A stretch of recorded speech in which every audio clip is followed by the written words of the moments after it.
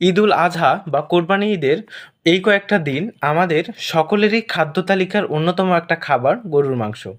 তো গরুর মাংস আমরা অনেক সময় এক কথায় যদি সুযোগ পাই তাহলে ১ পোয়া থেকে শুরু করে হাফ কেজি বা তারও বেশি খেয়ে ফেলি। এক্ষেত্রে আপনাদেরকে অবশ্যই সতর্ক থাকতে হবে স্বাস্থ্যের দিক দিয়ে। গরুর মাংস হজম হতে মোটামুটি আমাদের পাকস্থলীতে যদি হজম হয় সেক্ষেত্রে সময় লাগে ৫ ঘন্টা থেকে ৬ ঘন্টা বা তারও বেশি সময়। এটা বিভিন্ন জনের হজম শক্তির উপর নির্ভর করে। অনেকের এর আগেও হতে পারে বা অনেকের এর পরবর্তীতেও হতে পারে।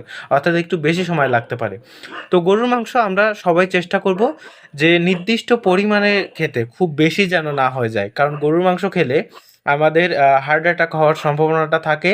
আমাদের যাদের হাই প্রেশার আছে তাদের প্রেশারটা আরও বেড়ে যেতে পারে এবং কোলেস্টেরলের যাদের সমস্যা আছে তাদের কোলেস্টেরলটাও বেশি হয়ে যেতে পারে।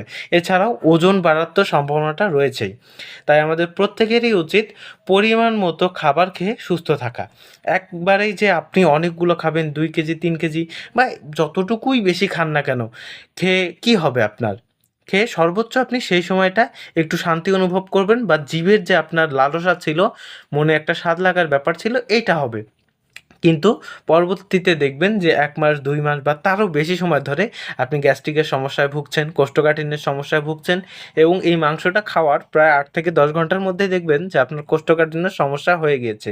তাই আমাদের প্রত্যেকেরই উচিত এই সময় সতর্ক থেকে নিজেকে নিয়ন্ত্রণ করা। তো সকলেই ভালো থাকুন, সুস্থ থাকুন, সকলের জন্যই শুভকামনা রইল।